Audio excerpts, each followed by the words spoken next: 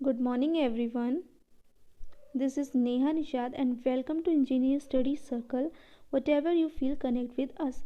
आप सभी का एक बार स्वागत करती हूँ मैं अपने ही यूट्यूब चैनल में। ये हमारी क्लास है। जैसा कि बच्चों आपको पता है कि ये क्लास हम लोगों की कौन सी है। ये क्लास आपकी फर्स्ट क्लास है, ठीक है। तो इसमें सबसे पहले हम लोग इंट्रोडक्शन पढ़ लेते हैं। अपना इंट्रोडक्शन नहीं पढ़ते हैं, इंग्लिश का इंट्रोडक्शन पढ़ते हैं कि यूपीएससी जेई 2018 के एग्ज़ाम में ये जो इंग्लिश पैटर्न है वो किस तरीके से आता है, इसका क्या इंपॉर्टेंस है पढ़ने के लिए, ठीक है। तो उससे पहले आपको पता होना चाहिए put your plan into actions. आपने जो भी प्लान किया है उसको एक्शन में लाना ही पड़ेगा, क्योंकि जब तक कि आप उसको एक्शन में नहीं लाओगे, जब उसको अपने प्लान को एग्जीक्यूट नहीं करोगे, उसको कहीं यूज़ नहीं करोगे, तो आप जो प्लानिंग करते हो वो आपकी वेस्ट हो जाती है। तो जैसा कि आपको पता है कि ये यूपीएससी जेईई जूनियर इंजीनियर तकनीकी परिषद भर्ती 2018 के एग्ज़ाम्स होने वाले हैं और एग्ज़ाम डेट आपको पता है कौन सी है। 30 जनवरी आपकी क्या है, एग्ज़ाम डेट है। तो आपको बच्चों याद रखिएगा कि आपकी जो इंग्लिश की क्लास चलेगी तो वो एवरी मॉर्निंग चलेगी, मॉर्निंग 8 AM पड़ेगी चलेगी, ठीक है। 8 AM पे आपको क्या हो जाएगा, एक नया वीडियो आपको टॉपिक वाइज, आपकी सिलेबस वाइज क्या हो जाएगा, टॉपिक वाइज आपको वीडियोस मिलती रहेंगी और उससे आप क्या करिएगा, स्टडी करते रहिएगा। और जो आपको कुछ भी प्रॉब्लम होता है वो आप क्या करेंगे, उसको कमेंट बॉक्स में हमें बताते रहेंगे, कमेंट्स बॉक्स में बताते रहेंगे। जितनी भी आपकी प्रॉब्लम्स होंगी, इंक्वायरीज होंगी, जो भी, और वो सब हम लोग शॉर्ट करते रहेंगे। और हर एक बच्चे के कमेंट का क्या होगा, यहाँ पे रिप्लाई दिया जाएगा। ऐसा नहीं होगा जैसे बहुत सारे लोग होते हैं ना, रिप्लाई नहीं करते हर एक बच्चे का। यहाँ पे हर एक बच्चे का रिप्लाई किया जाएगा, चाहे वो एक बच्चा क्वेश्चन पूछे, चाहे 2 पूछे, चाहे 100 पूछे, या चाहे 1000 बच्चा पूछे। तो हर एक बच्चे का क्या होगा, यहाँ पे सबका आंसर्स सबके सॉर्ट आउट किए जाएंगे। तो चलिए स्टार्ट करने से पहले थोड़ा जान लेते हैं इंजीनियर के बारे में, जिससे जो आपको क्या करेगा, थोड़ा मोटिवेट करेगा। और पूरा हम लोग क्या करेंगे, पेपर का एनालिसिस भी करेंगे कि पेपर का क्या पैटर्न होता है। तो थोड़ा मोटिवेशन की बातें हो जाए। Engineering is not only study of 45 subjects but it is moral study of intellectual life. It means क्या है, इंजीनियरिंग सबने पढ़ा है, आपको पता है जो जो बच्चे एग्जाम देने वाले हैं उन्होंने 45 सब्जेक्ट्स पढ़ा होगा, ठीक है। तो सिर्फ और सिर्फ ये 45 सब्जेक्ट पढ़ लेने से नहीं होता है कि आपने 45 सब्जेक्ट पढ़ लिया। इसका मेन मीनिंग क्या हो, आप उसको अपने मॉरल, जो आपका इस 45 सब्जेक्ट्स पढ़ने से जो आपको मॉरल मिला है, तो उन स्टडीज़ को आप अपनी लाइफ में कैसे एग्जीक्यूट करते हो, उस प्लान को आप अपनी लाइफ में कैसे यूज़ करते हो, ठीक है। उन स्टडी से आप दूसरों की लाइफ को कितने कंफर्ट बना सकते हो, ये सब चीज़ें क्या होते हैं, इंजीनियरिंग का ये मीनिंग होता है। लोग कहते ज़रूर है कि इंजीनियरिंग किया है, ये किया है, वो किया है, पर जो बच्चा करता है उसको ही उसकी इम्पोर्टेंस पता होती है, उसकी सब कुछ पता होता है। पर जैसा कि आप सबको पता है कि ये हमारी क्लास कौन सी है, ये फर्स्ट क्लास है। तो फर्स्ट क्लास में सिर्फ और सिर्फ हम लोग अभी इंट्रोडक्शन के बारे में बात करेंगे। अगर जब हम लोग इंट्रोडक्शन के बारे में बात करते हैं तो हम लोग यहाँ पे देखेंगे कि हम लोग छोटी से छोटी चीज़ों के बारे में समझेंगे। क्या पढ़ेंगे, छोटी सी छोटी चीज़ों के बारे में समझेंगे कि इंग्लिश में हम लोग क्या पढ़ रहे हैं, क्या समझना है, ठीक है। और इंग्लिश का क्या हम रोल होता है हमारी लाइफ में, या हम लोग क्यों इसको इंजीनियरिंग में इंग्लिश को रखा है इन्होंने, ये सब चीज़ें देखेंगे। इसके अंदर क्या होता है इंग्लिश में, क्या नहीं, ये सब चीज़ें हम लोग पढ़ेंगे, ठीक है। तो उससे पहले आपको सबसे पहले कुछ भी सब्जेक्ट, कोई भी सब्जेक्ट पढ़ने से पहले आपको 3 बातों को ध्यान में रखना पड़ेगा हमेशा। 3 बातें वो कौन सी होंगी, 3 बातें। पहली बात तो आपको ये याद रखनी पड़ेगी कि आप जो भी पढ़ रहे हो उस सब्जेक्ट का लेवल क्या है, मतलब उस एग्ज़ाम का लेवल क्या है, ठीक है। क्या पढ़ना है आपको, एग्ज़ाम का लेवल क्या है।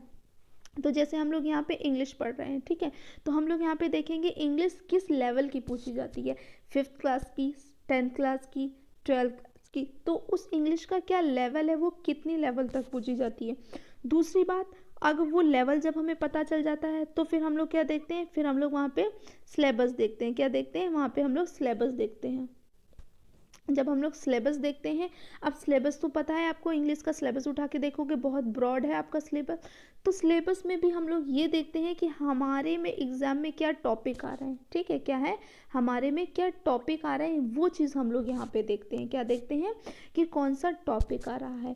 तो ये चीज़ हम लोग क्या करते हैं, इसमें डिस्कस करेंगे कि आप किस तरीके से पढ़ते हैं, क्या क्या हम लोगों के इसमें इंग्लिश में एग्ज़ाम में आने वाला है, किस तरीके से ये सब चीज़ें करते हैं।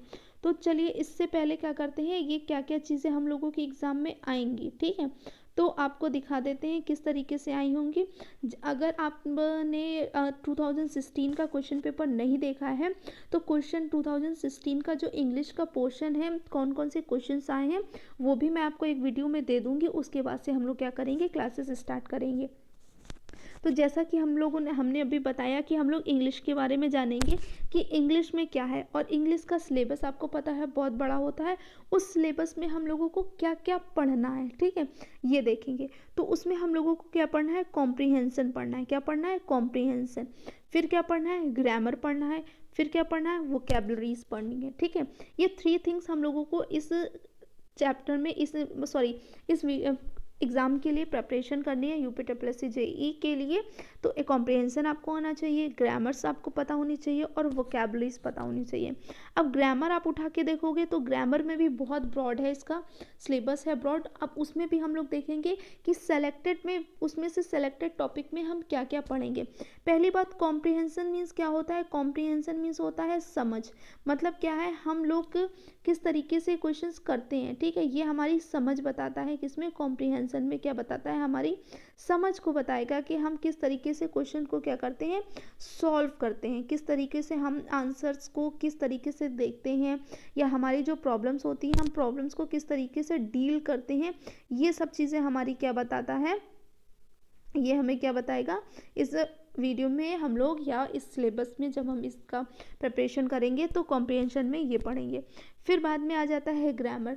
तो ग्रामर में हम कौन कौन से टॉपिक पढ़ेंगे, और वोकैबुलरीज उसमें कौन कौन से टॉपिक पढ़ेंगे। तो चलिए एक बार उस पर भी नज़र डाल देते हैं।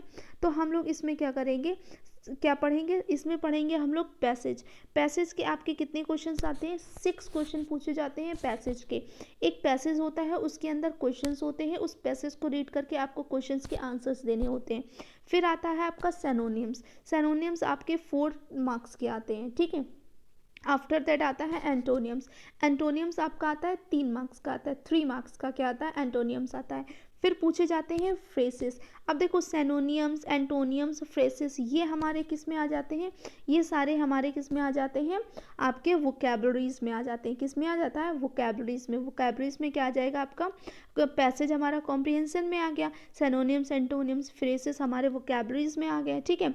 Error in sentence, correct sentence, fill in the blanks, ये हमारा आ गया ग्रामर में।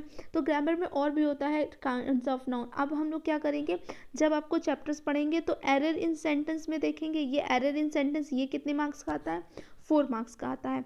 और करेक्ट सेंटेंस करेक्ट करना ये 2 मार्क्स का आता है। फिल इन द ब्लैंक्स आता है 2 मार्क्स का, ठीक है।